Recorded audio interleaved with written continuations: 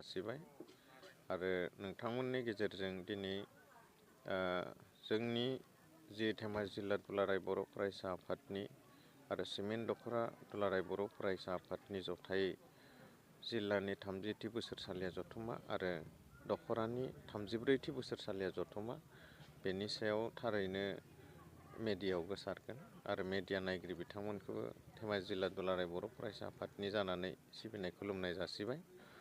बे समाव जोङो सिमेन्ट संखंनि रंगमन्चआव धेमाजि जिल्ला दुलाराय बर' फरायसा आफादनि 30थि बोसोरसालिया जथुमाखौ लादोंमोन आरो बेजों लोगोसे सिमेन्ट दख'रा दुलाराय बर' फरायसा आफादनि 34थि बोसोरसालिया जथुमा खौसेयै जागासिनो दं। मैयानिफ्राय दिनैसिम साननै जाबाय।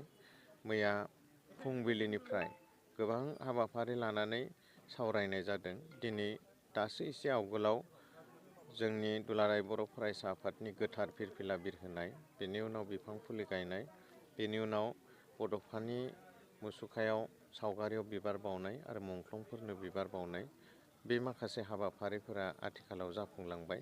दा दान्दिसेनि उनाव 2 बाजिनिफ्राय जोङो गेवलां मेल बेखौ खुंगोन आरो बे गेवलां मेलाव जोङो आफादारि गोनांथिखौ नोजोर बोनानै जिल्ला आफादा, जों धेमाजि जिल्ला दुलाराय बर' फरायसा आफादा मिरु दुलाराय बर' फरायसा आफादनि मानाव गेदेर आफादगिरि बिथांखौ गाहाय आलासि महरै लानानै जोङो गेवलां मेलखौ खुंगोन आरो बे गेवलां मेलखौ बेखेवगिरि महरै PKWSनि चिफ मानाव गेदेर मिहिनेश्वर बसुमतारी सारा बेखेवनानै होगोन आरो जर'खा आलासि हिसाबै जोङो खावलायदों जोंनि बर' माहारिनिनो सासे गेदेमा आरो दुलाराय बर' फरायसा आफादखौ मोनसे समाव दैदेनलांनाय बारग' आफादगिरि, आथिखालाव रायजो सभानि MP रोनगोरा नार्जारी सार, जाय बिथाङा दुलाराय बर' फरायसा आफादाव आफादगिरि थानाय समाव गुन गोनां गोग्गो सोलोंथाइ नांगौनि थाखाय जांख्रिथाय गायसननानै गालांदोंमोन। बिथाङा जोंनि जर'खा गाहाय आलासि जागोन। बिथांजों लोगोसे जोङो आसामनि मन्त्रि, सोलोंथाइ आरो गोग्लैसोनानै थानाय ट्राइबेल हारिनि मन्त्रि डक्टर अनुज पेगु बिथां साराबो फैनायनि बाथ्रा होदों।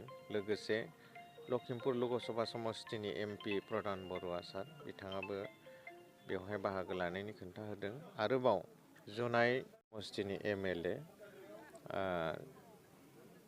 भुबन पेगु साराबो जोंजों थाफागोननि खोन्था होदों आरो लोगोसे बेवहाय जोंनि आगुनिफ्राय बर' माहारिखौ दैदेनबोनाय दुलाराय बर' फरायसा आफादाव मिरुनि बारग' दैदेनगिरिफोर, जोंनि जिल्लानि बारग' दैदेनगिरिफोर आरो दुलाराय बर' फरायसा आफादखौ अनसायग्रा मोजां मोनग्रा माखासे जोंनि जिल्लानि सिङाव थानाय दैदेनगिरि बिथांमोनखौबो आलासि महरै लिंहरनानै दिनैनि जि गेवलां मेल, बे गेवलां मेला जाफुंगोन बेखौ आङो हास्थायदों। बियो दुलाराय बर' फरायसा आफादनि मोनसे संबिजिदारि नेम, मोनसे दैदेनगिरि माने हानजा एबा मोनसे खुंथायाव बा बेनि टार्मसआ 2 बोसोर। बे 2 बोसोराव जोङो मोनसे बोसोरसालिया जथुमा खुङो। बे दुलाराय बर' फरायसा आफादनि संबिजिरारि नेम।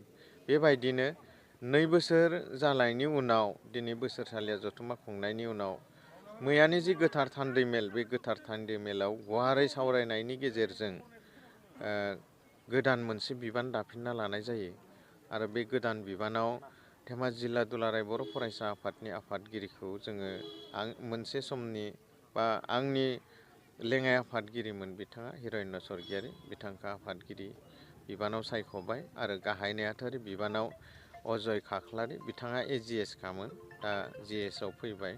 थारैनो बियो जोबोद मोजाङै सावरायलायनायनि गेजेरजों, बिजिरलायनायनि गेजेरजों दानाय मोनसे आफाद आरो दुलाराय बर' फरायसा आफादनि संबिजितनि नेमखान्थिखौ मानिनानैसो दानाय बियो मोनसे आफाद।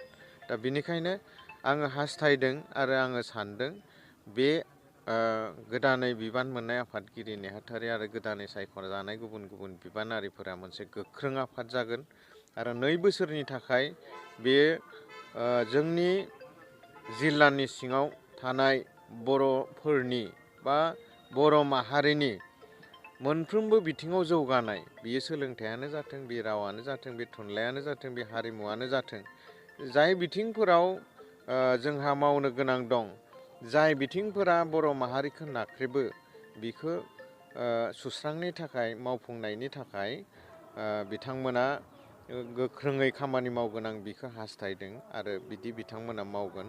आरोबाव नाथायबा जोंनि गुबुन गुबुन थाखोनि सुबुंफोरा जोङो बिथांमोनखौ मदद होनांगोन, थुलुंगा होनांगोन, अनसायनांगोन, अब्लासो बिथांमोनाबो गोहो मोनगोन, बोलो मोनगोन।